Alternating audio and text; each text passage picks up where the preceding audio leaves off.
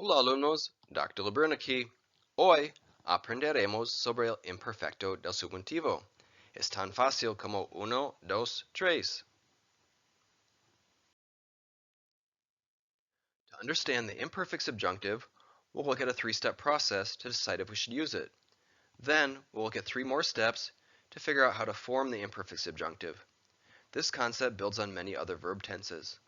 Last, we'll look at how the imperfect subjunctive is used in sentences.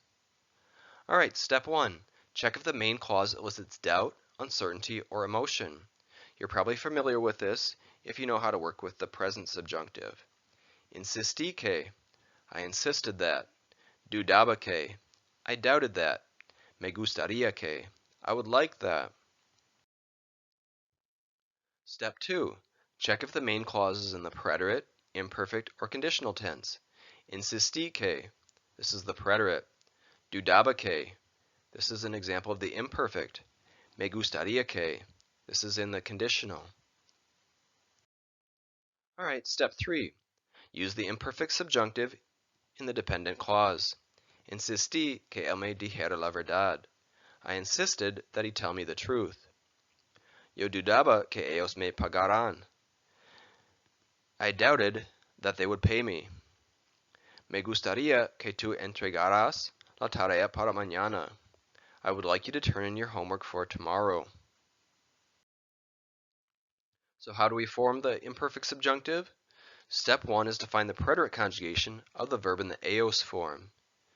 This is where being familiar with the irregular preterite tense comes in handy. Hablaron, they spoke.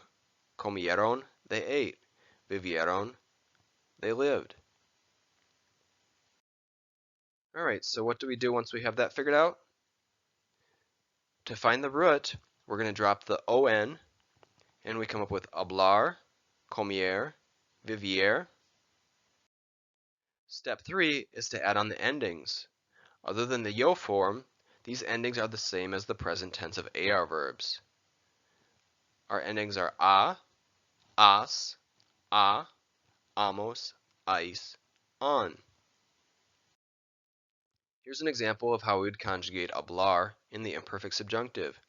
Yo hablara, tú hablaras, él usted hablara, nosotros habláramos, vosotros hablaráis, ellos ustedes hablaran. Notice here that the nosotros form has an accent on the vowel before the R. And here's how we can use it in a sentence. Si yo fuera tú, yo estudiaría el imperfecto del subjuntivo.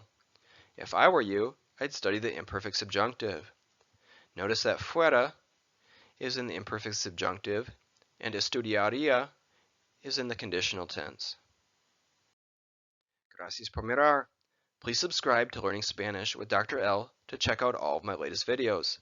Hasta pronto!